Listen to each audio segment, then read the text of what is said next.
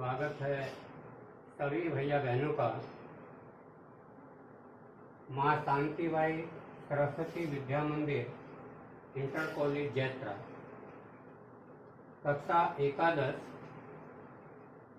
विषय हिंदी उपविषय काव्यखंड प्रकरण है भ्रमर गीत जो सूरदास द्वारा रचित है। उसका ये व्याख्या की दृष्टि से अंतिम पद्यांश। पहले इसका वाचन करेंगे, वाचन के बाद इसका अर्थ। अखियाँ हरि दर्शन की भूखी, अखियाँ हरि दर्शन की भूखी, कैसे रहित रूप रस राची, कैसे रहित रूप रस राची, ये बतिया सुन रूकी, अखियाँ हरि दर्शन की भूखी। अवधि गणत एक टक मग जोवत, तब इतनो नहीं झूकी, अब यह जोग संदेशो सुनि सुनि, अब यह जोग संदेशो सुनि सुनि, अति अकुलानी दुखी, अखियाँ हरि दर्शन की भूखी, अखियाँ हरि दर्शन की भूखी।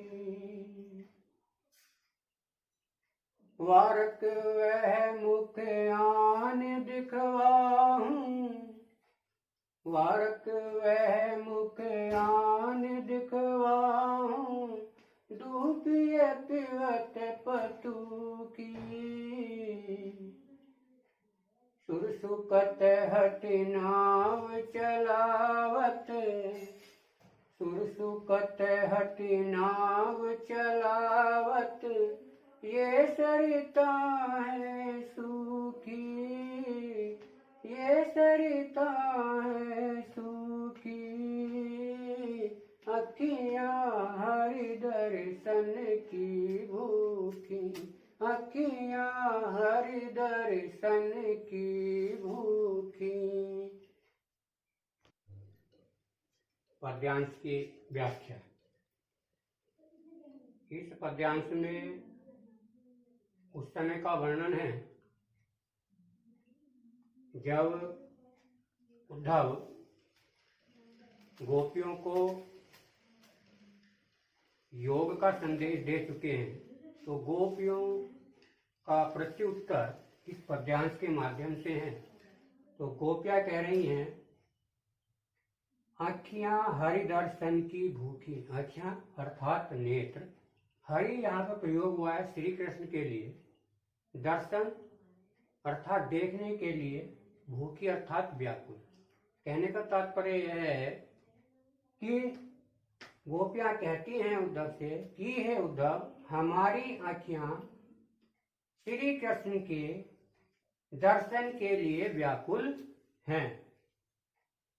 कैसे रहित रूप रस राची, रूप रस राची अर्थात रूप रस में पगी हुई, हमारे नेत्र जो हैं वो श्री कृष्ण के प्रेम और उनके रूप में इस प्रकार पक गए हैं कि आपकी ये योग की बातें सुन सुनकर ये बतिया सुन रूखी, रूखी अर्थात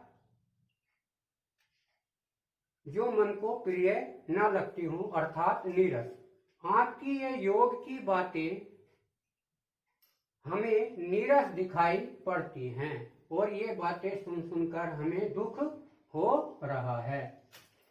अवधि गणत, श्री कृष्ण के लौट के आने की अवधि। गणत अर्थात गिनते गिनते। एक टक मग जोवत, एक टक उन्हीं कृष्ण के वापस उस मार्ग से आने के लिए जो हमारी आंखें एक टक उस मार्ग की ओर निहारती थी, तब इतनी नहीं झुकी, तब भी इनको इतना दर्द, इतना दुख नहीं हुआ था जितनी तुम्हारी ये योग की बातें सुन सुनकर दुखी हो रही हैं। अब यह योग संदेशो सुनी सुनी, अब यह योग का संदेशा सुन सुनकर, अब यह योग का संदेशा सुन सुनकर अति अकुलानी दुखी, इन आंखों को और भी अधिक दुख हो रहा है, ये व्याकुल हो रही हैं। अगली पंक्ति, इस पंक्ति में कहते हैं, गोपियां उद्धव से कहती हैं, वारक वह मुख आन दिखवाहूं। वारक एक बार हमें आप श्री कृष्ण का वह मुख दिखा दे जिसमें दुही पिए पवत पतु की। पत्ता और पत्ते से श्री कृष्ण जी दोना बना लेते थे इस प्रकार, और उस दोने में लेकर के गायों का दूध निकाल के वे पी लेते थे। तो हमें श्री कृष्ण के आप उस मुख का दर्शन एक बार करा दें जिस मुख से वे पत्ते से दूध पिया करते थे। आगे सूरदास जी गोपियों के माध्यम से कहते हैं, सुर सुकत हटे नाव चलावत। सूरदास जी कहते हैं, गोपियां कहती हैं कि आप इसी प्रकार हठ पूर्वक नाव चलाने की, अर्थात ये नाव, और नाव को चलाने के लिए किसकी आवश्यकता होती है? पानी की। तो सुर सुकत हटे नाव, सूरदास जी कहते हैं कि आप सूखी हुई रेत में नाव चलाने का प्रयत्न कर रहे हो। नाव चलाने का प्रयत्न सूखी हुई रेत में आप कर रहे हो, जबकि सूखी हुई रेत में नाव नहीं चलती। इसी प्रकार हमारा मन श्री कृष्ण के प्रेम और रस में अनुरक्त हो गया है, इसलिए इस पर आपके योग का, ब्रह्म के योग का कोई भी उपदेश चलने वाला नहीं